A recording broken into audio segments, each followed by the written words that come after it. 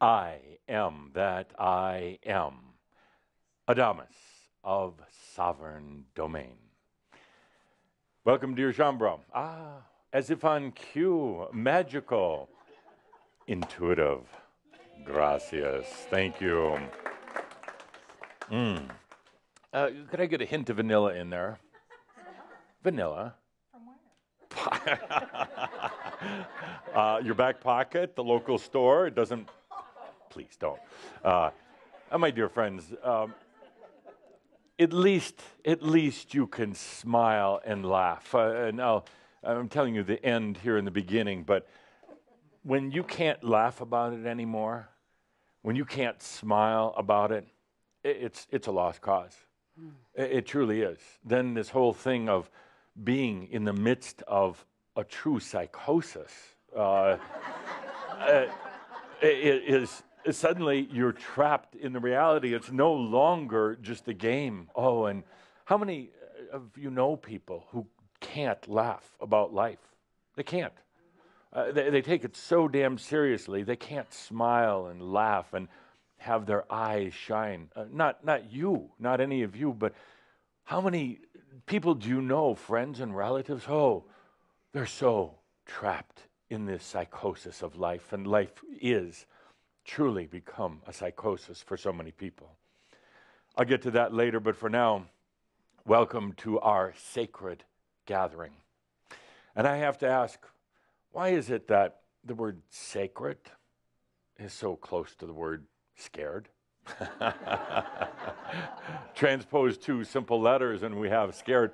Why is it that it's just as scary as it is sacred? It is scary because you're going outside of the norm. You're going outside of all the training, outside of all the rules. You're going outside of everything you're told is normal because, quite simply, you can't stand normal anymore. You can't. You know there is something more, and there is. But how to get there? How to get there? There's the big question. You know that you're in your everyday life, that you've had it. You're done with it. You know that there's something more. You're becoming so disimpassioned, so worn down, run down. I'm just feeling your energies.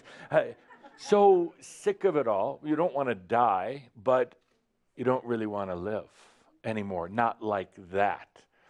That's why, actually, you can still laugh. You know there's more. You can joke about it because you know it's one big psychotic illusion. And it is. Oh, I'm going to piss some people off today. It might be you. Yes, intentionally. Premeditated pissing off. PPP, premeditated pissing off. What's new?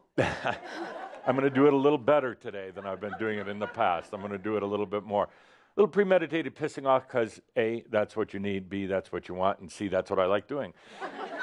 So we're there. I'm going to say some things that are not going to go over too well outside of our Shambra family around the world. I'm going to be taken out of context, perverted and distorted and everything else. But for everybody now who's going to send in the emails later, you already know there is going to be some truth in what I say. That's why it's going. I think we need a pre-recorded applause, laughter, everything else. We're getting sighing over here. Oh, anxiety, angst. What is he going to do today? I'm going to do what you want me to do and what you want to do. Break through. You're clapping now. Now you're clapping. So I tell you right now, I'm going to say a few things that are going to be taken out of context, but my friends, there's a lot of truth in all of it. Before we go any further, too, I'd like to also, if Pete willing, that I talk a bit about his crossing over, because several things happened, and Pete is right here. I'm not talking behind his dead body. It's funny. Okay, piss off number one. He's talking about dead people. You're all going to die. Laugh about it. Pete did when he crossed over.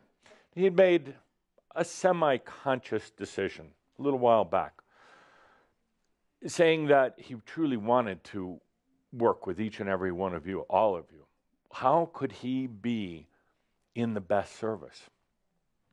He looked at his life. He looked at his age. He looked at his body, his ancestral body. And he said, I can best work and help Shaumbra from the other side. He said that in spite of all that we've talked about with the embodied enlightenment, he didn't feel that was for him. And that's fine. You don't have to choose it. It's not actually a goal. He said, it's not for me. I'm ready. And Pete was not afraid of death. What little fear there was, he was able to go beyond that. And so very quietly, he crossed over. And the important thing is that the true crossing over occurred 4 days before his physical body died. It's not when your physical body goes that you're dead, you've crossed over. The crossover occurs before then, even in the case of nearly all what you'd call catastrophic accidents. Even in the case of violence, war, things like that. There is a knowingness from the soul that its human condition is going to terminate that expression before it happens. Many people dream of their own deaths before they die. I'm not talking about the ones where you're falling to the ground, but they, in a sense, rehearse the death before they die. Yeah. It gives them kind of a knowingness, a comfort when they finally do go over. Not all the details, but just the true crossing over. So Pete left 4 days before his body died. Imagine what it's like for Pete, who's got a big smile on his face, looking at the body and saying, go, be done, out, gone. And here, to his frustrations, the doctors were trying to revive the body. Doctors were trying to figure out what's wrong, and of course they couldn't, because there was nothing really wrong per se. It was just Pete's time. The family gathered around and expressed some vague and insincere tears, which piss off day. Okay. Here we go. Okay, time for a little honesty here. Oh. How many of you have been to a funeral and had the crocodile tears that were not terribly sincere? How many of you know other people who have gone to a funeral and just a week or two prior to the death of the person were talking about what a son of a bitch they were? And they go to the funeral, oh. So it didn't alarm Pete in particular. It wasn't a big deal. He had already gone beyond so many of the family connections, already gone beyond. But it's a strange thing to watch, and I'm telling you this, it's kind of surreal because some of you have already had kind of an experience with it. But it's strange watching yourself. I don't want to say you're looking down. That's kind of a human precept, but you're just kind of there and you're kind of not. You're kind of in the room, but you're kind of not. Like, in a way, like Pete is here today, but he's also with me on the other side, kind of in both. And the doctors, boom, boom, boom, banging on your chest and sticking needles in you, and you're like, just let me go. And the family gathered around with the tears, but really, let's be honest, wondering about the will. Edith, it's true. It's going to happen. You know, that's what humans do. But what about the will? So, yeah, good. So Pete, looking down, really just almost impatient, waiting for the body to release. And even before it did, coming to the other side and realizing this is more of reality than that. On the other side, of course, I was there.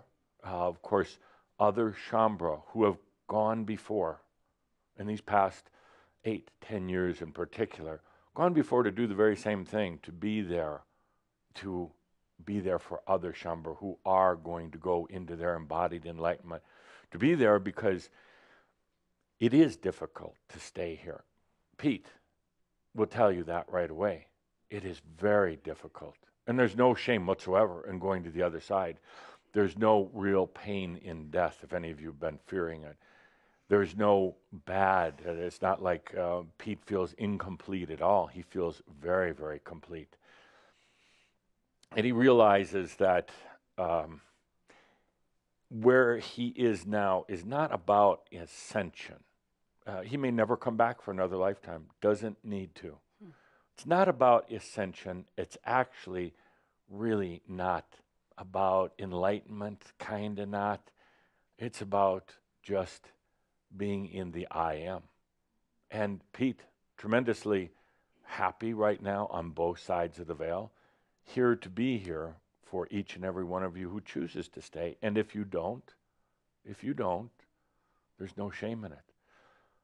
Pete was tremendously relieved of the physical body. His body was a chore for him, as it is for so many of you. But more than anything, Pete was relieved of being free of so many of the limitations of the human mind. Now, the human mind does not die or leave when the being departs. And actually, even when the body dies, the physical body stops, the mind actually, the human portion of the consciousness, the human mind actually continues on for a while. It doesn't integrate right away unless a person is quite conscious. It takes a little while. Pete was surprised that even after the body died, that the mind was still there, still chattering away. And he's like, well, the body is dead. Shouldn't the thoughts stop? No, they can continue. For Pete, just a few days. For others, years, many years afterwards. For all of you, it will be easy. The mind stuff will stop right away because you're coming to understand something called consciousness. Pete had several interesting things to say, and he would like to come by the shouts quite often, actually. But one of the things he realized, and it was quite profound, he said, live life to the fullest or leave. Absolutely live it to the fullest. And he realized on crossing over that one of the things that he did in his life was hold back. All humans do, to their various degrees. Live it to the fullest. Live it without holding back. Live it like you saw in this beautiful video. That's life. That's life. No holding back. It doesn't matter, Pete told me. It doesn't matter what other people think about you. It really doesn't, because their judgments are meaningless. And anything they think about you is based on their definition of what they think they should be and what you should be. Live life to the absolute fullest. Crazy, if that's what others call it. It doesn't matter. Irresponsible, meaning irresponsible to other people. Responsible to self, but irresponsible irregardless of other people. Live it to the fullest or leave. And he asked me to point this out today because he left. He knew he wasn't living it to his fullest, and he didn't feel physically or financially that he could. So he left and was happy that he did, happy that he didn't drag it out for another, 5, 10, 20 years. Live your life to its absolute fullest or leave. That's a tough one, because most people are going to say, well, I'll try. I'll just try and I'll keep going. As Pete observed right away, that's pathetic. It's pathetic when you keep going in the same old ways, even when you know better. It's pathetic when you're afraid to live fully. It's pathetic when you live small, when you live little. Live it full or leave, exactly as he did, or leave. Because ultimately, you're only frustrating yourself. Ultimately, you're basically, in a way, really judging yourself when you're living falsely, when you're living small. And that's where the scared and sacred comes in. What you're doing is sacred. It really is. But it's scary. And that's the thing maybe you weren't expecting when you got into all of this. It's scary because your body feels different at times. You wonder what's happening to it. And for Shaumbra in particular, about 99% of what's happening to your body are adjustments into a higher state of consciousness. Not that you're sick, or you'll get sick, but it's a type of releasing and cleansing. And I know it feels awful. You feel like sometimes you're going to die. You get going in your mind, what's wrong with me? What have I done wrong? Nothing. It's an adjustment. And if you do depart, your body gives out on you. The only thing that's going to happen is you're going to die. And you're going to die anyway. So let's laugh about that. A tough group. When you can laugh about death, really your problems are over with. But it's scary because even beyond the physical death, it's scarier what's going on up here. The body is actually easier to deal with than what's going on up here. And things start changing and they get weird and it's disorienting and it's frightening and you're wondering if you're doing the right thing you feel like you're actually getting paranoid. You're really not, but you feel like you are, and you feel like all your thoughts are crazy. None of the organization in the mind, the controls, none of the old tricks work anymore. And then it feels desperate. It feels very desperate. What are you going to do? Of course, what you try to do is to go back, to go backwards, go back to what you were doing before. And you know it doesn't work. You know it doesn't work. Then you feel like you're in this dark abyss, a void with nothing. And you are. That's a tough spot to be in. It's a really difficult spot, but that's when you get to know yourself the best. Not yourself as in your human persona, but that's when you get to know the I am. That's when you discover, like Pete did, I exist. Even in this nothingness, I exist. That's it. So, sacred, yes. Scary, very, very. And the interesting thing is, you are a tough group because you keep asking for more. And you keep laughing. Two of you laughed. You keep asking for more. It's a tough one, my friends, but we're gonna have a little talk in a couple of months. I think I mentioned in a few shouts back that February 14th, we're going to talk and say, where are we? How are you in your allowing of the realization of enlightenment? And I use those words very carefully. Allowing realization. It's not working at it. It is not working at it. Your human self cannot and should not try to do it. It is allowing. And how you struggle with it, how you work at it, how you toil with it, and how frustrated you get. It's about allowing it. It sounds simple, but it's tricky because it requires trust, letting go, allowing. Allowing what? You'll find out. You'll find out. So let's take a good deep breath with that. I have a question. We need a writing board up here. Linda on the microphone. It's my best time when we do questions and answers with Shaumbra. Uh-oh. Yes, I know you just love to sit and listen to me, but I want to get your input. So a good deep breath. The question is, as Linda's prepared with a microphone, and I asked for no macchio answers here. By the way, that's one of the other things Pete mentioned as soon as he crossed over was, I had a lot of macchio. And it's like, really, Pete? Really? Yeah. And actually, he said one of the greatest things you could do is realize your own macchio and laugh at it. Realize your own macchio. Okay, question. What is the biggest thing you worry about in your everyday human life as a human? The biggest thing you worry about in your, would you mind writing these? In your everyday human life, that the worry that takes up so much time and obsession in your everyday human life. And happy birthday, Andy. Happy birthday, Andy. Happy birthday. And many more to come.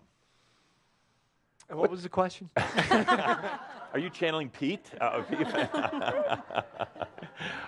What do you worry about the most? As your human self, everyday life, what do you worry about the most? I unfortunately worry about the well-being of others, and I'm coming to the realization I need to concern myself with myself. Okay, worrying about others. Well, and how much of your time do you spend worrying about others? Half or more. Ooh, ouch. There goes another good life, worrying about others. Yeah. Yeah. Houston, we have a problem. Okay, good. Just give me your gut feel. Why do you do this? I felt I had to save the world. From what? It's turning out I need to save it from me. Good.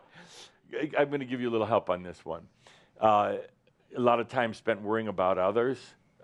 Great distraction for yourself. I'm going to worry about the world. For what? I don't know. I'm going to worry about the world so I can distract myself from me. Ooh, it's actually a brilliant, creative distraction. How much have you helped the world by all the worrying? Not a bit. You're right. How much have you hindered it? I think there's maybe been some times I may have done that. No, No, it has no, no thank effect whatsoever. Thank you. Yes, yes. Get rid of the guilt Yeah. at least. Right? Yeah. Well, guilt, or one would say, geez, that was a lot of time and it went nowhere. So there could be a guilt in that. Yeah. Okay. Yeah. Great. Well, but let's say, what is the one little thing you allow yourself to obsess with about yourself? What do you worry about when you take that little bit of time to worry about you? What do you worry about?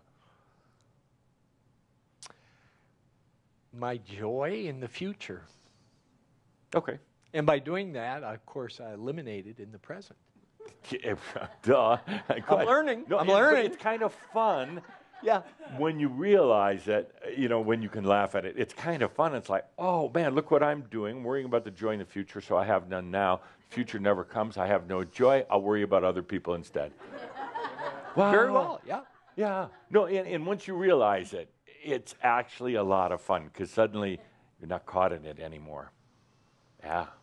Then it's just a game. And then things start happening. They do. Good. Happy birthday. Thank you. Yeah. Good. Next, what do you worry about the most in your everyday human life? What do you worry about the most? And by the way, we're going to end with Pete. He wants to share his insights.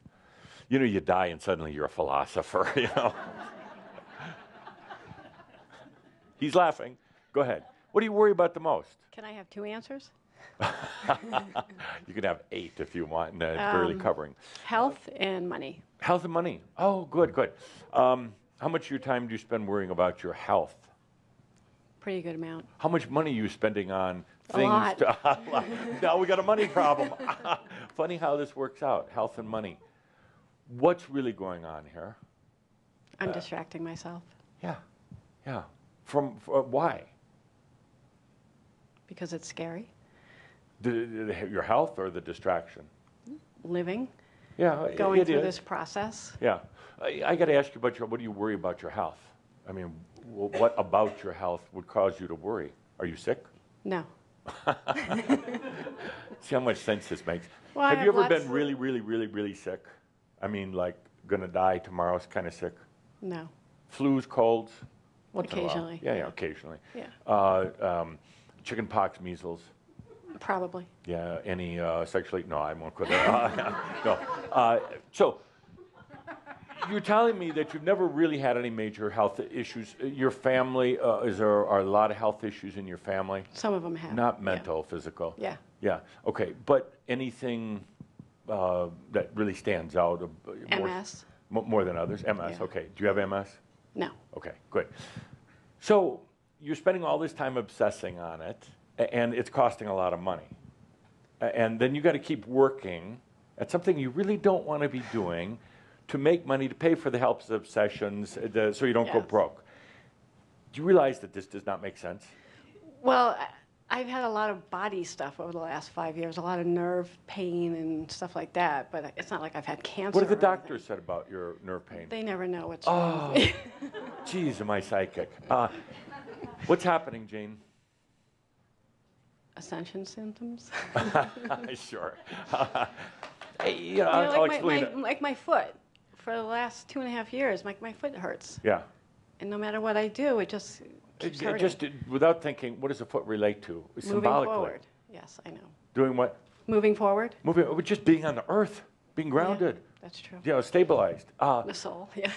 So you got this whole thing going. It's an interesting game, if you don't mind me saying that. Maybe I'll piss you Not at off, all. but it's an interesting game. You want to get out. Yes. I know that. We Yes. talk, Yes. but you don't know how to. Yes. Okay, today we're going to go into it, but you're not going to believe it.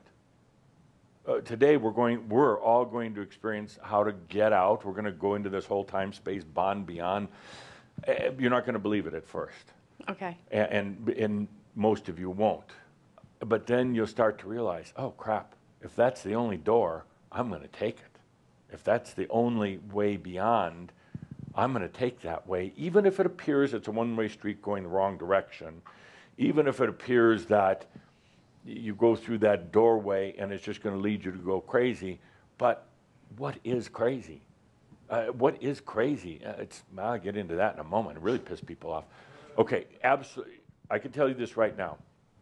I'm going to look you in the eye. It's dark over there, so got to get the lighting, There is nothing physically wrong with you. Just a few minor weird imbalances, but they're the kind that adjust themselves. There's How? nothing.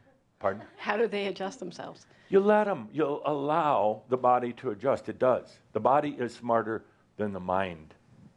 The body is smarter than the mind. So you just allow. There's always things going wrong with one's body from the day they're born till the day they die. There's something in the process of being adjusted. There's chemical levels, electromagnetic levels. There's imbalances between the organs. You shut up. You let them get back in balance, and they do. They do automatically. It's the beauty of the body.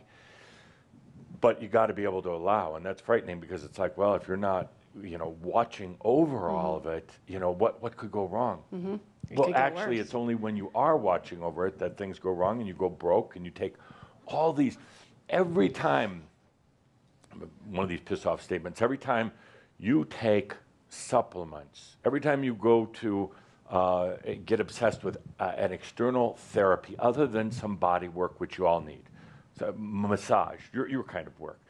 Other than that, every time you do this, you take the pills, you go to these weird therapies, you drink crystal water and all the rest of this crap, you're telling your body you don't trust it. And the body is so good, so smart, it'll say, okay, I'll play along with you. And I will go out of balance because I love you. And this appears to be what you want. So it's always going to be then having quirks and weird things happening. You go to the doctor and they say there's nothing wrong with you. So you go to another doctor until you find one who's willing to say there's something wrong with you, but there's really not. So it's a weird thing. Could I ask you, dear Jane, Yes. when are you ready? I mean, really ready, like crazy ready, like angry ready to get out of this? Or is it Yes. okay? No, it's not okay. Oh, okay. And are you ready, kind of like no matter what? Pete's like laughing and looking at you right now. Are you ready to live or leave? Live or what? Live or leave? I mean, just leave the building. Leave Crimson Circle. I got to ask that. Are you ready to live or leave? Are you at that point yet? Yes. I ask myself that all the time. Okay. And I'm ready to live. Yeah. I just don't know how to. Okay. We'll go there. We will go there. And you're going to say, oh, no, it's not going to work. And then you'll realize it does. Yep. It's going to feel a little odd at first. It's going to make your body feel really weird. Great. Well, then you laugh at your body. No, really, that's so important to laugh when you get these physical things going on. When you're at that point, when you can laugh at yourself, even physically, then you're there. You are ready for embodied enlightenment. But when that body is the big, monster, it's always causing you anxiety and distracting you, then you're not ready for embodied enlightenment. Good. A couple more here. Yes. David? Yes. What do you worry about on the human everyday level? My life force energy. Life force. Oh, how is it? Well, it sucks, and frankly, I haven't been living. I've been, Life force, you mean no energy? Yes. Lounge around all day? Yes. Yeah, can barely get up the energy to come to a shout? No, That's a good one. that's a good Okay, good. Yeah. Difficulty just going out shopping? Actually, I enjoy shopping. Okay. Difficulty in going out for a good meal at a good restaurant? I enjoy going out. Well, geez, what's the problem here? But no, I don't do it that often. And I don't do it that. Why don't you do it that often? Well, a money thing, Okay. This is which weird. is bullshit, I know. But Yeah, it is. It is. Actually, you could have a good meal at what Calder's telling me, Taco Bell. No. Anywhere other than there. But okay. What I hear, David, and this goes for all of you, and Pete's so much a part of all this. When you're doing something you like doing, the energy happens to be there. But a lot of times you don't know what you really like doing. A lot of times you limit yourself because you say it's about the money, and it's not. right. It's kind of like Jane's issue, health and money. They go hand in hand. They spend a lot on health, so there's no money because it's all, and then she's got to work and do all. This is crazy. I mean, this is really crazy. But you know what? Every day, billions of people, like approximately 6 billion around the world, get up and do just what we're talking about. But they can't talk about it because they don't realize, and they don't laugh about it because they're so caught in it. But we're there where we can talk about it and laugh about it. I've checked you over, if you don't mind. I did a little exam while we were talking. Thank you. Yeah, and the... Oh, what? It was an energy exam, and it was... Jeez. You didn't mind a little non-intrusive energy exam. Your energy level is fine. It's fine. There's really nothing wrong with it. And Linda, write notes. It's the passion. It's the passion. And for so many of you, it's like you're caught in that middle zone, living a life that kind of sucks, living an inhumane life, and wondering why your body's hurting, where your energy is, and why you're broke. My friends, this doesn't make sense. None at all. You know it, and I know it. You can laugh about it, and it's kind of No more. kind of funny, and I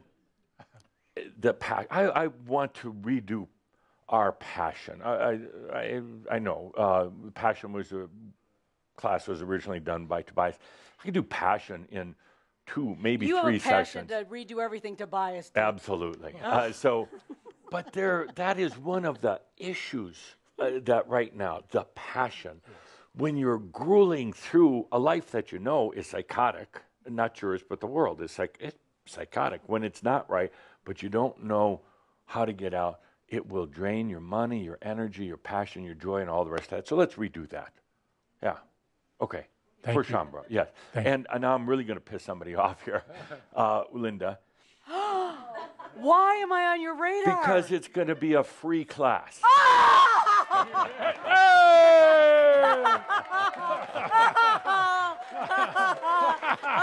Yeah, all right. Okay. Oh, we got nothing better to do. Let's Got do nothing it. better to do. Let's do it. It's such a point. It's such something that is part of all of you. I'm looking around the room. I'm trying not to point anybody out in particular, but this whole thing of Jane, you expressed it so well. I worry about my health and I worry about money, and but then you got to work, and it takes the joy and the passion. This is Pete's shout in so many ways. Live well or leave. That's it. That's it. And we're at that point, and this is good for me. For you, it sucks. It's tough. Live or leave. Live grand, live large, live well, live in style, or leave. It's come down to that, because this other way doesn't work so well. Okay, 2 more. Quickly, we have so much to do today. Yes. Gotcha, didn't we? Yep. You thought you were going to hide back there. All right, let's see. Yeah. I'm not allowed to use my Macchio, right? Yeah, no. Okay. You could do anything you You know, want, it's show day. I get here and I'm like, I don't worry about anything. Yeah. I sit here and all of my, everything's working out really well. Sure. I mean, really, really well. Yeah. So, Like, but then, like before you got here or when you got here? no, on show day, I realize how great everything is. We should do this more often then. Yeah, every day. Every single day. No, I'm serious, because I sit here and you ask the question, it's like, I'm not worried about a damn thing. Everything's freaking awesome. And yet, Yeah. that's Yeah. not always true. Okay, tell me the things But then. it's kind of embarrassing, and I don't really want to talk about it. How could anybody be embarrassed among Shaumbra watching from all over the world? It's a little Let me put it embarrassing. another way.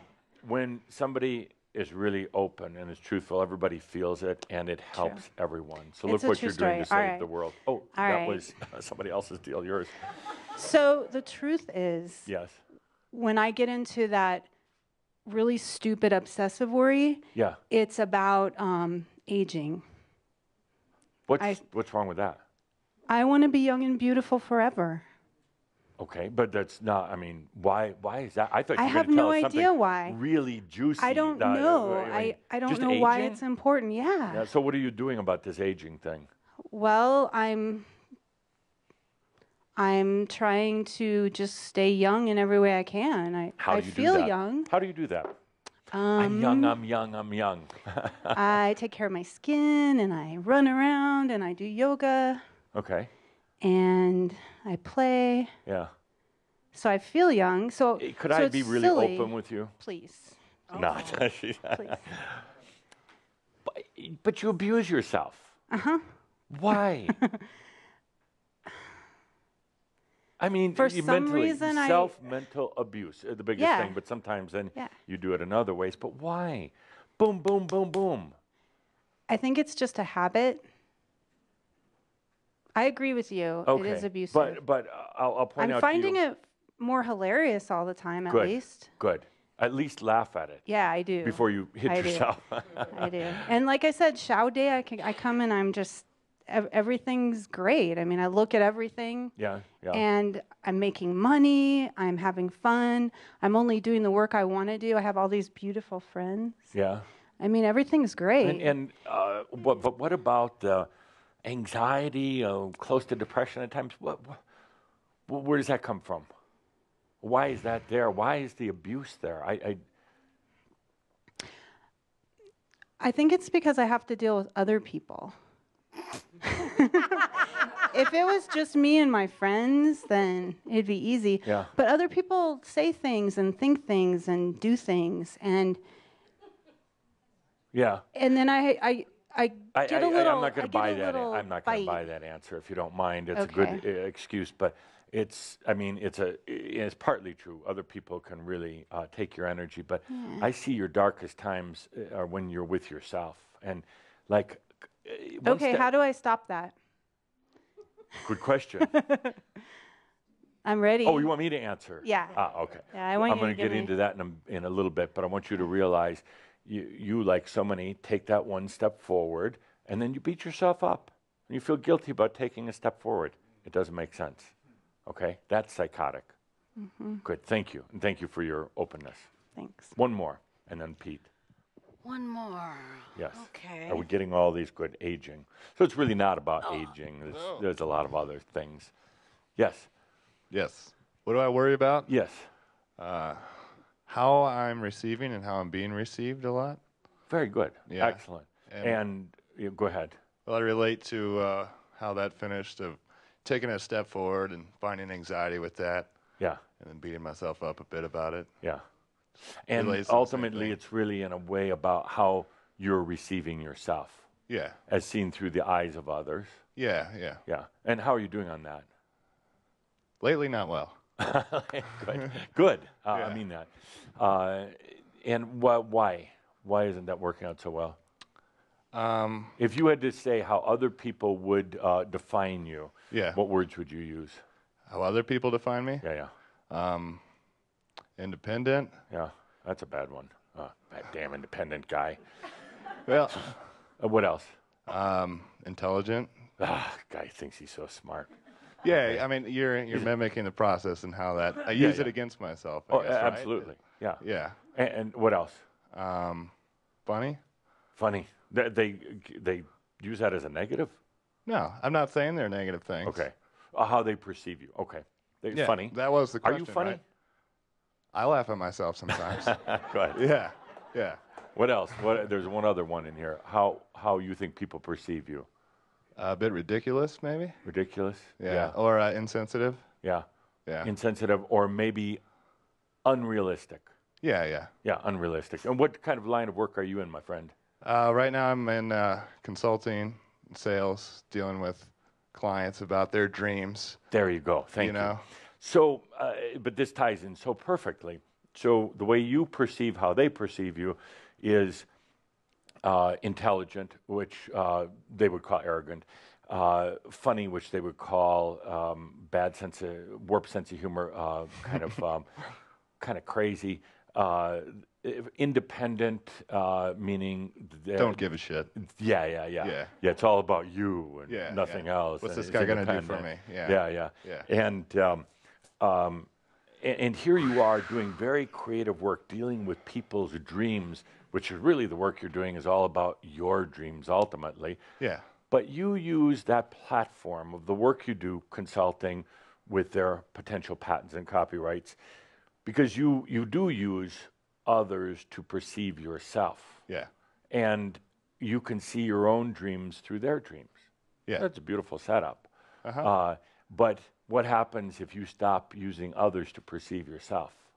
That's the scary thought. I don't get very far into that. Yeah. You know? Okay. Or I do, and it becomes big very quick. It Yeah. becomes kind of outside of my reach at the present time. Right. Easier to see yourself through the eyes of others. Yeah. Other humans are great mirrors for yourself because you'll see right away, are they, like you're some bad odor, or are they laughing at you? Are they drawn to you or away from you? Mm-hmm. And it provides kind of the measurement. Should I be drawn to myself or am I offended by myself? Yeah. It's very common. Thank you. Thank you. And Pete, finally, would you hand the microphone to Pete? Pete, your answer for this. What is the thing that you worried about the most? Okay. Thank you. That was a good answer. And would you put that on the board, please? So,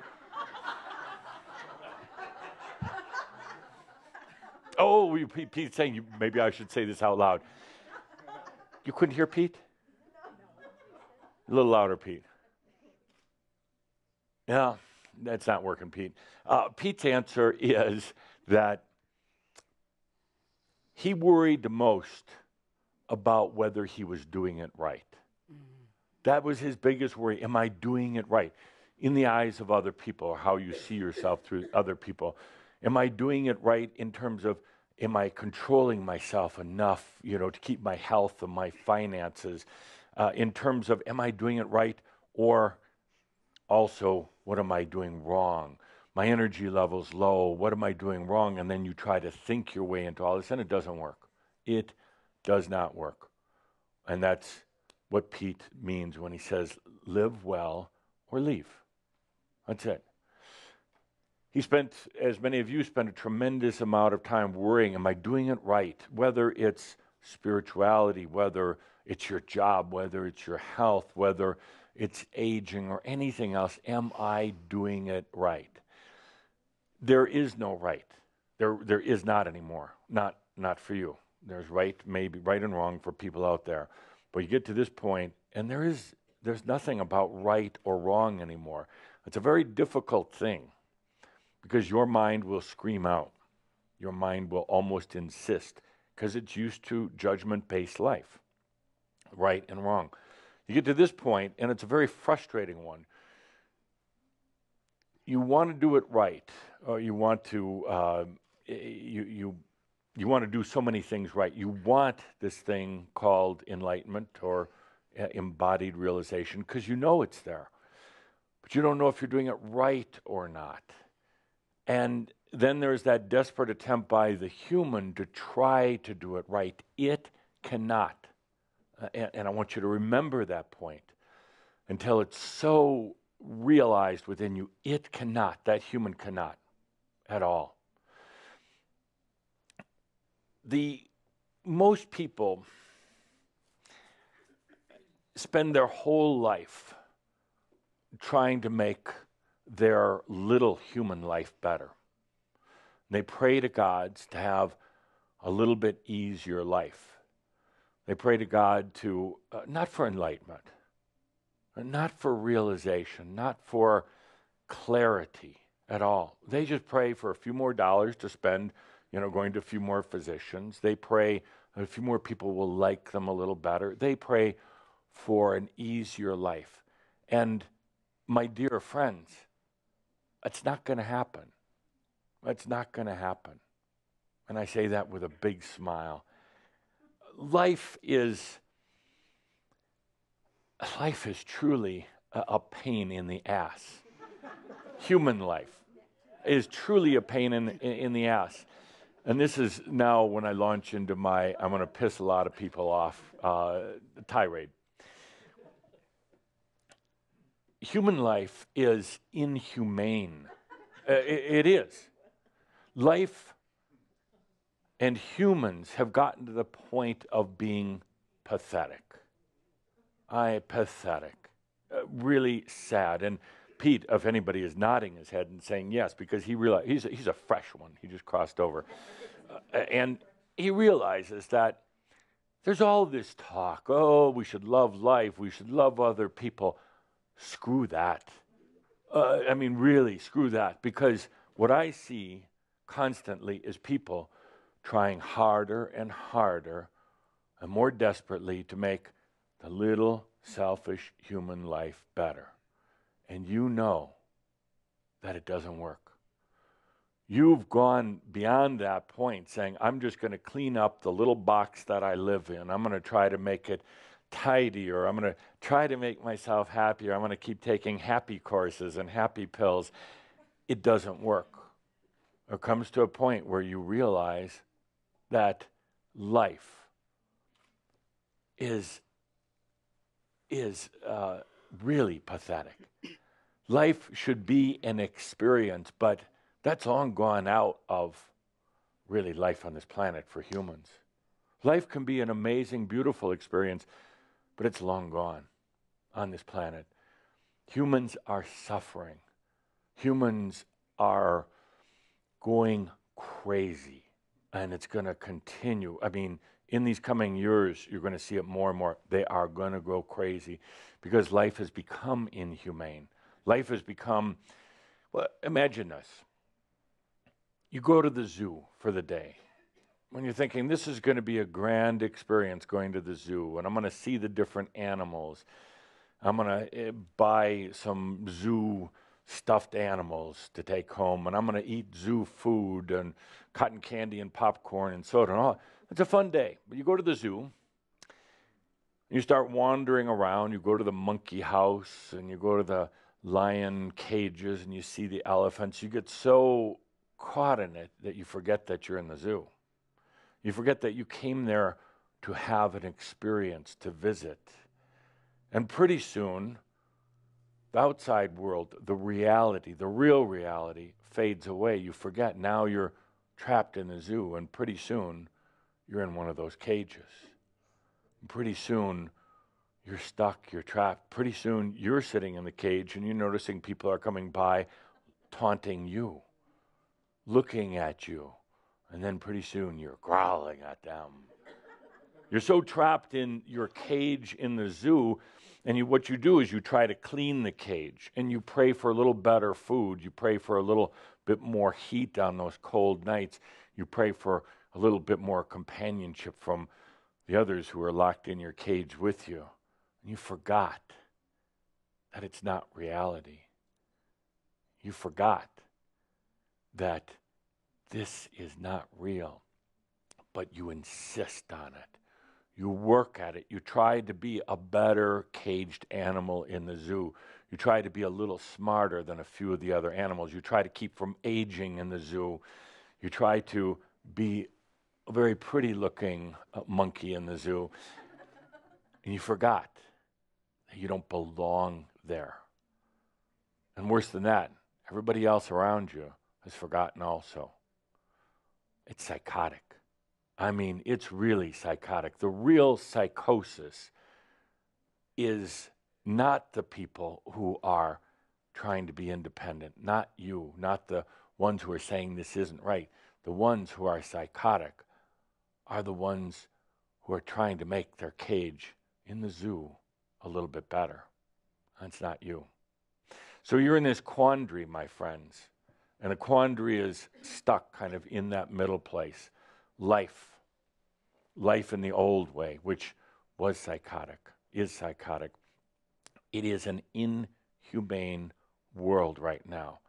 Just polishing the edges, pretending that we're all happy, pretending that life is going to be better tomorrow, sucks. It doesn't work. And you know that. You're at that point. Well, you're at that point of, it's not a bad point either, at the point of almost a breakdown. What is next? Where do we go from here in this crazy, psychotic, pathetic world? There's going to be those who say, oh, Damas is talking bad about humans, and we love humans. We're going to do a prayer circle tonight with candles and chanting. You're doing it inside your cage. You're doing it inside the zoo, and it's not real. And you can do it. You'll feel better until tomorrow morning, or maybe the next day, and you're going to be right back to where you were. They're going to say, Adamus doesn't like humans. Adamus is so arrogant. No, I know, I feel your pain. I feel your feeling that you're going to explode, feeling that you don't know if you want to stay or you want to leave. That's the worst, as Pete will tell you. Live well or leave. Otherwise, you're going to drive yourself crazy. Not just mentally human crazy. That'll eventually go away. But soul crazy. I mean, deep crazy. You don't want that. Like what I like to refer to as red lion crazy. And there's no need for it at all. This world is psychotic. I'm not talking bad about humans, people. Humans are fine, but they believe in this stuff. They believe in love. They talk about love. And what I see from so many is neediness. They talk about charity. And what I see from so many is guilt. They talk about happiness. And all I see is the carrot in front of the horse, getting them through another day. They talk about their religions and their gods, but all I see is control. And they talk about progress, and all I see is distraction. They talk about doing the right thing for the good of all, and all I see is they're trying to get more for themselves. Am I a bit jaded about humans? No, I love humans. I was one. I say I was because I've been there. And I still am. I still relate to it. I still shine my humanness where I go. But I've also gotten out of the zoo. Took 100,000 years. Did I ever tell you the story? Do tell, please. One of these days, the movie that David's always wanted to do, the movie Saint Germain and his 100,000-year crystal. It'd be a great movie. And who's going to star in it? Somebody had called saying Robert Downey Jr. Yes. So 100,000 years just sitting in a crystal. That's the movie. And then one day, oh, I got myself in here. I can get myself out, and that's a movie. Takes about 5 minutes to do. That's. Yes, I am a bit jaded right now about humanity because it has gotten so stuck. Communications has, in one way, kind of helped with people's freedom and independence. But you know what happened? With all the great technology, communications, global, connectivity, and all the rest of that, humans enjoyed a brief moment of a little bit more freedom and then took that very technology and those communications and everything else and immersed more deeply into their cage in the zoo. They used that very thing that could have provided liberation and the more freedom for this world, and they have now used it for even more psychosis, getting stuck. You're in a funny place. Funny that you're right in the midst of it. You've got that gravity pulling at you every day and every moment, and yet you know it's not real. You know there's something more. You're interesting because as tough as things have been, you still want more, and you're going to insist on it, which is why I love you. You're going to insist on it until you're out of it, until you've walked out of the cage and the zoo and can laugh at it. And then, once that happens, my friends, the things that you worry about here, once you go beyond, you get out of the zoo, you stand outside of the gates and you laugh at it. You realize it was just an experience. You get out then at that point, then you can walk back in any time and you'll never get stuck again. You'll never get drawn into it by the gravity of the zoo and the cage and everything else again. Never. That's when, my dear, the aging stops in a way. Because you're timeless at that point. But you can't think your way through it from the pathetic human standpoint, the selfish human. You can't overcome your health or your financial problems from within them. You cannot.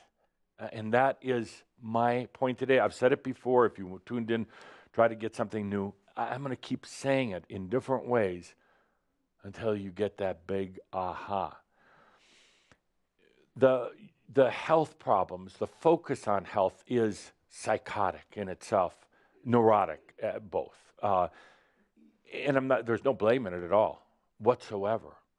And you're not going to fix it. It will get worse.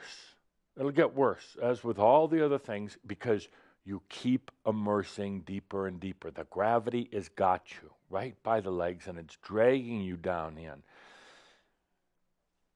You're not going to get there through your humanness. So once you realize that, once you're ready to let go, once you realize this is one great big crazy world, and you're not going to fit in, you're not going to stop your aging or stop your health problems or stop any of those other things from within the cage in the zoo. You're just not. Once you realize that, then all of these things suddenly clear up on their own. Not because you're working on your health or because you're working on your aging or your money or anything else, because you've gone beyond. You've walked beyond all of that. Then they balance. Then you never worry about health again, or if you do it in a fun way, in a way where it's just now a game, but then you get tired of the game and you move on to something else. I'm upset about the world right now because I know what it can be. I know what an experience it can be. I'm upset because I see the gravity.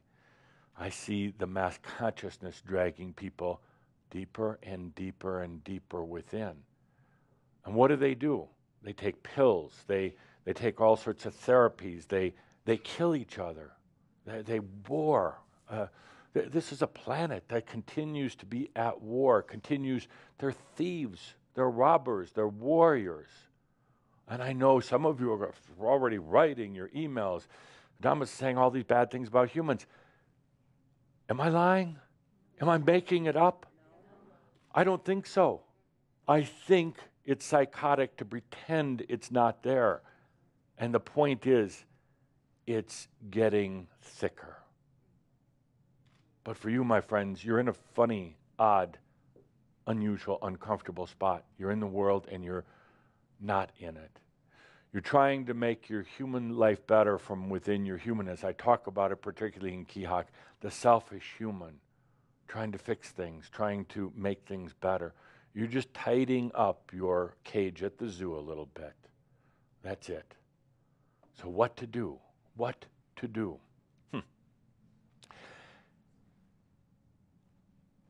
It is to understand first, understand the mind and the body, understand the consciousness, which we've talked about so often, and then it's to go crazy. And that's where we're at. Crazy is something that is defined as being outside the norm. So crazy is okay. Psychotic is defined by meaning that the psychotic person has no orientation or grounding or connection anymore to reality.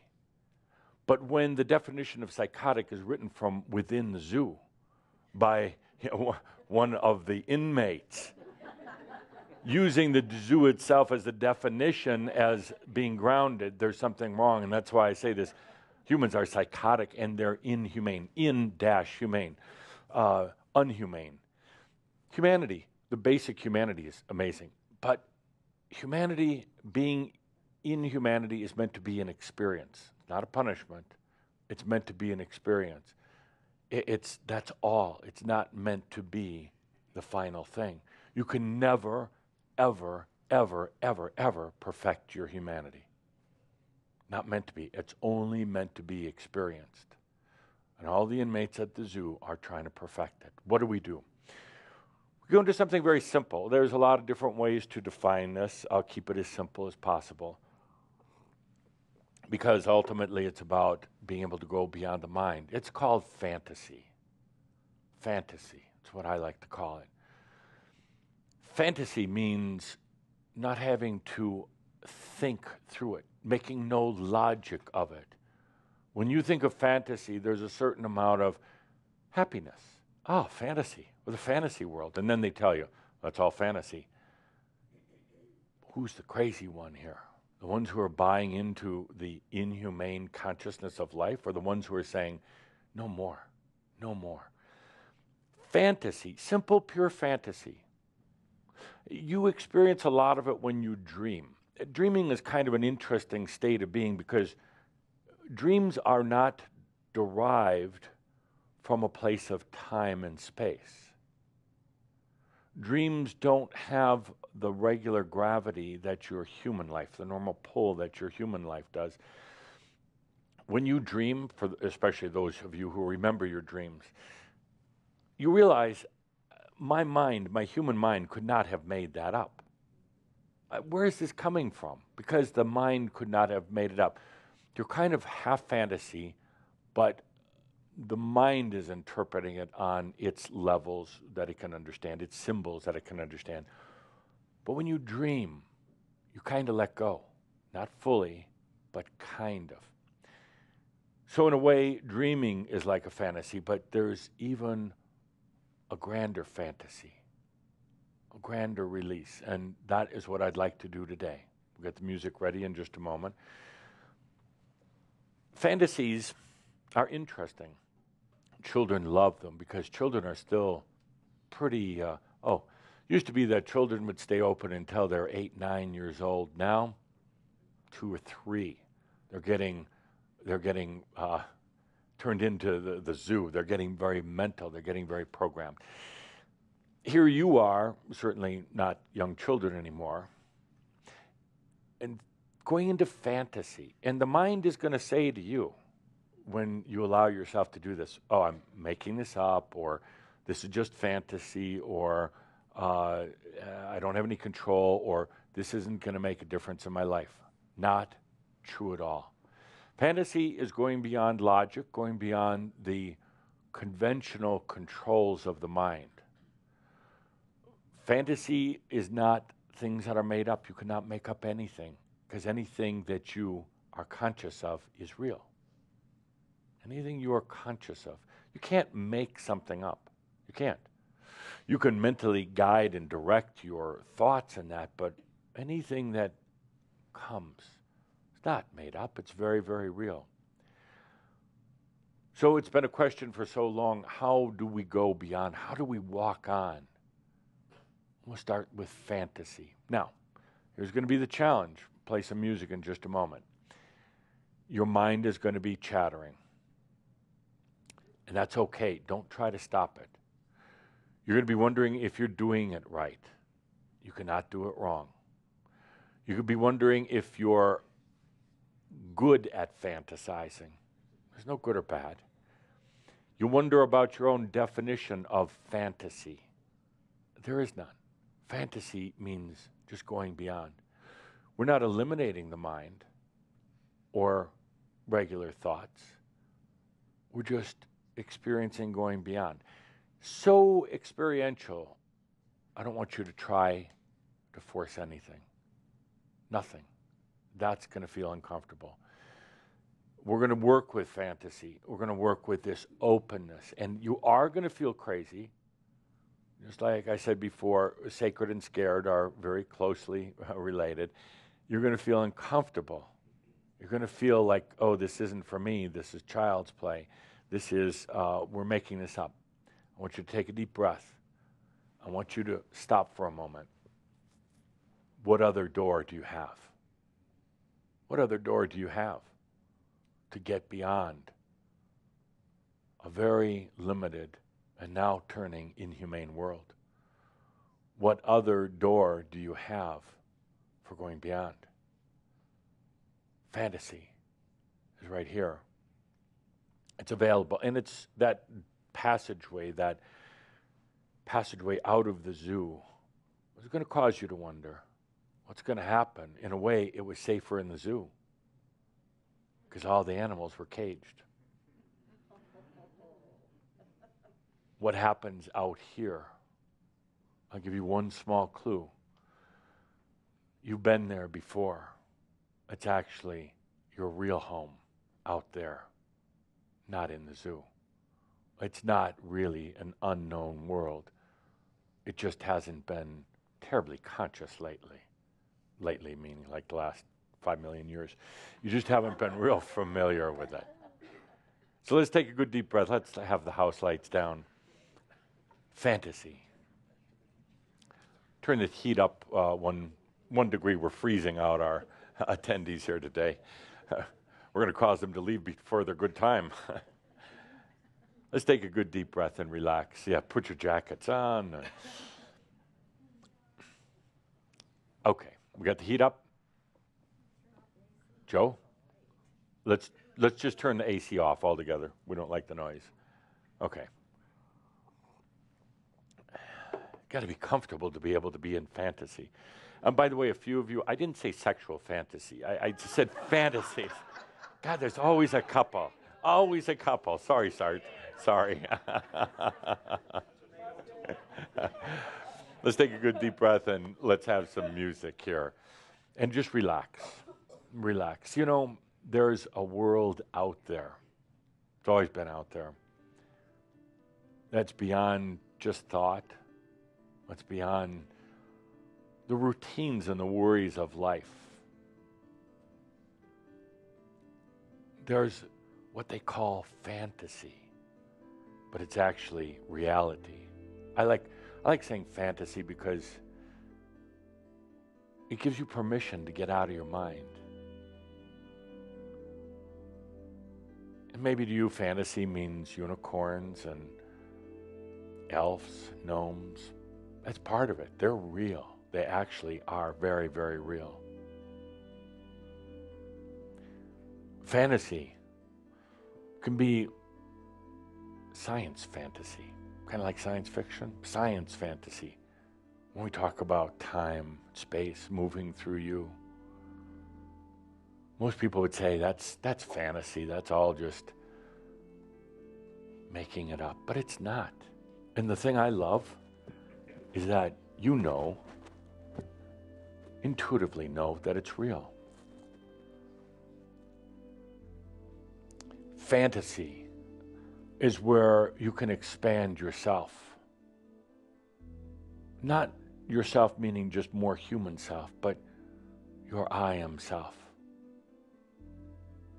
You realize how hard it's been for the I am consciousness of you to have been locked in that cage in the zoo for so long. Couldn't tolerate it anymore. It just couldn't.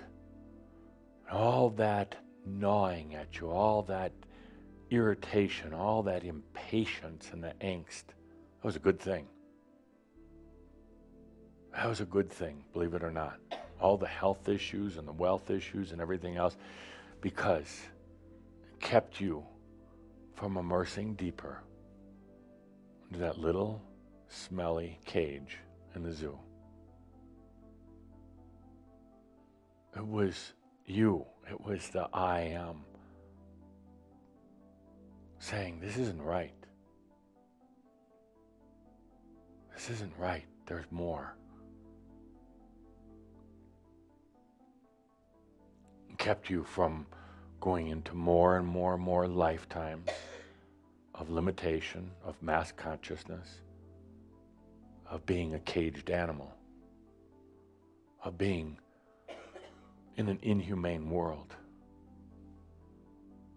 In a way, all of that was a blessing. There are others who are so asleep, so content with their cage, but not you. Say, there's more. There's got to be more. And there is.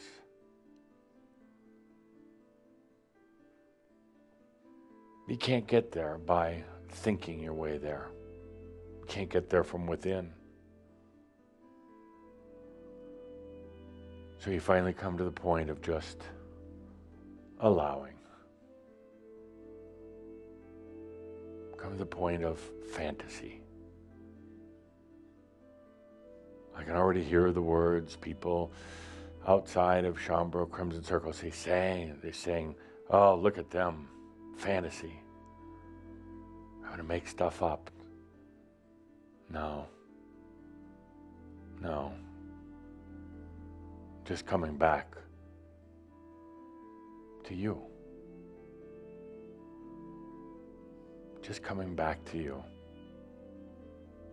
You see, because in this fantasy, we're not pulling in anything else. We're not bringing in outside forces and sacred crystals and archangels and any of the rest of that. This one's just about you. Coming back to you.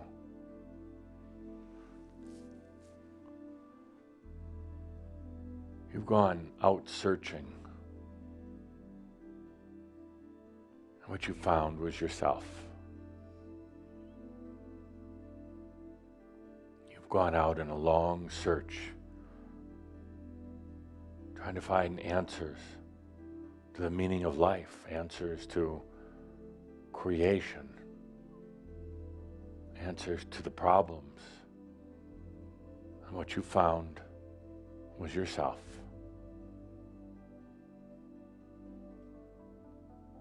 Not the selfish human self. A little human self who thinks it should walk through walls. No. Little human self that thinks it's going to teleport itself to the other side of the world with its body and mind. No. Little human self wants to rub its hands and say some magic words, and suddenly gold will appear. No.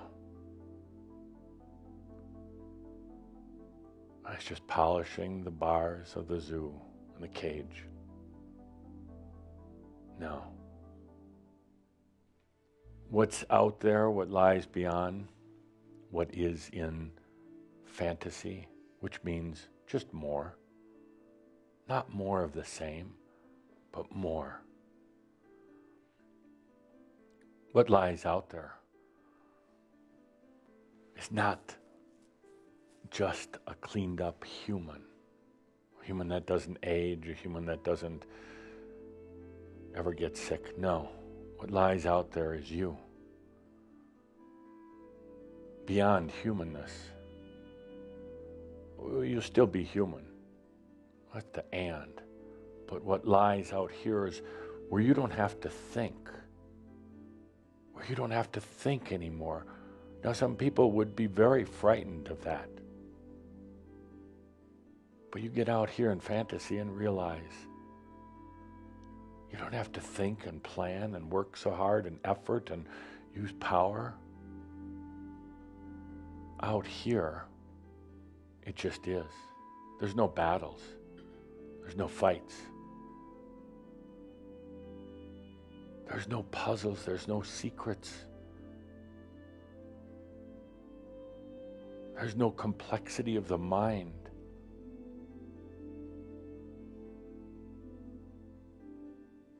Out beyond, in this place of fantasy, you realize that there's no doing things right or wrong. There's experience, of course, but there's no doing it right or wrong. Out here, there's no body to worry about, no physical body to worry about.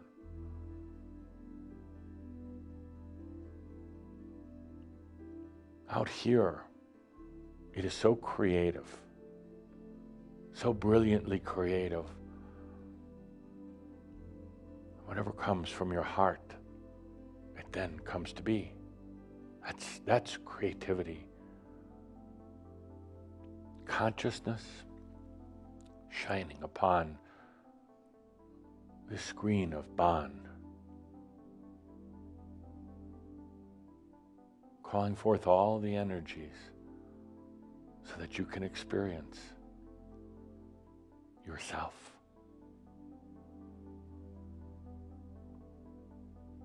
You're not going to get there by thinking your way, by uncovering any great secrets or mysteries or any of the rest of that. It's just about fantasy.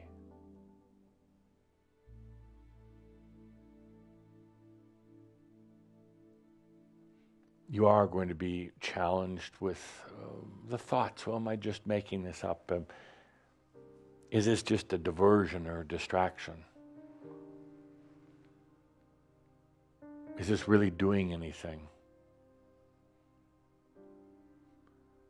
Well, it's totally up to you. My job is just to show you that doorway, show you that there is a whole other world, a whole other consciousness, a whole other way of being. And all you have to do is let yourself experience it, fantasy. The human's going to say, well, what does that mean? How do I do it? Shh. Fantasy.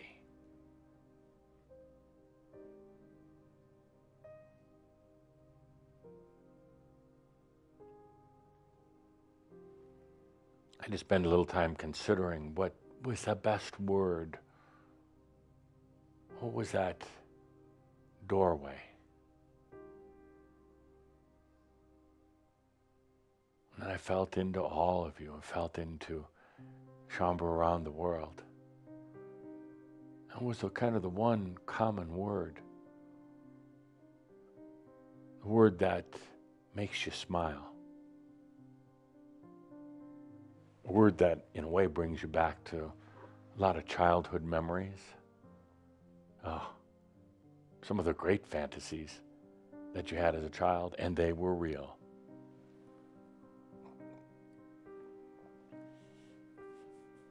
I guess you could say things are kind of coming full circle.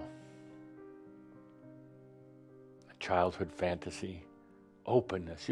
As a child, you didn't think through everything. You didn't angst over everything. You just went out and experienced it. And would come kind of back, but in a different way. So we come to a point here, saying, are you going to be willing to give yourself permission to be in a world of fantasy? Doesn't mean getting rid of the old world.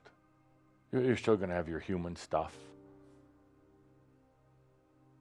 But you give yourself permission. Oh, some of you are thinking so hard right now. Are you going to give yourself permission to also be outside the zoo? And also be in fantasy. So, well, what's that going to do? What's that going to do to my thoughts? And what are others going to think of me? Will it affect my health? Will I get stuck out there? Will I love that fantasy world so much that I don't come back? Will I be delusional?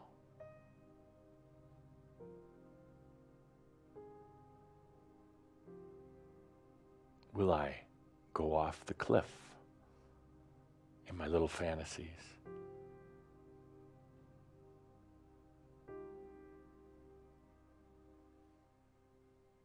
My friends, the alternative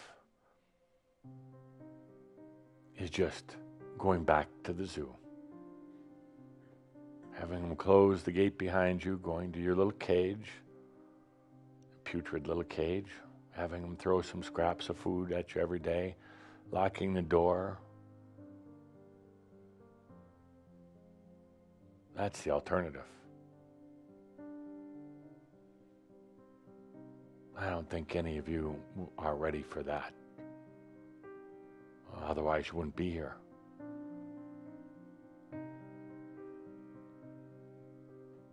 Fantasy is allowing.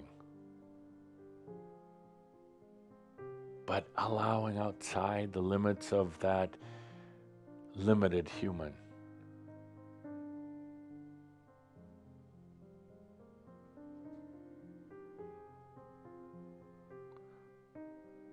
You got so good at this game of living in the zoo. So very good at it. So you're going to be challenged now with going into this fantasy. A little bit challenged what to do. You're going to try to do both. Not in an and way, but you're going to like fantasize once in a while and then get pulled right back into it. The beautiful thing about Shaumbra fantasy, about this doorway, is once you really let yourself experience it, you'll realize how freeing and liberating it is.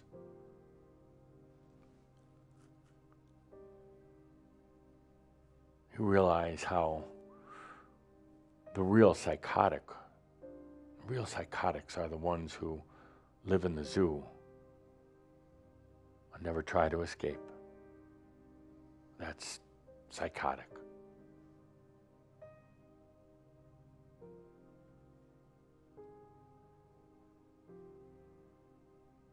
So this would be a great time and place, if you so choose, to give yourself permission to be in fantasy as well as the regular world. But to also have fantasy beyond. And the beautiful thing about it is you don't have to do anything. It comes to you. Remember what we talked about last month? It comes to you. You don't have to sit there and work at it. It comes to you. So, Are you ready?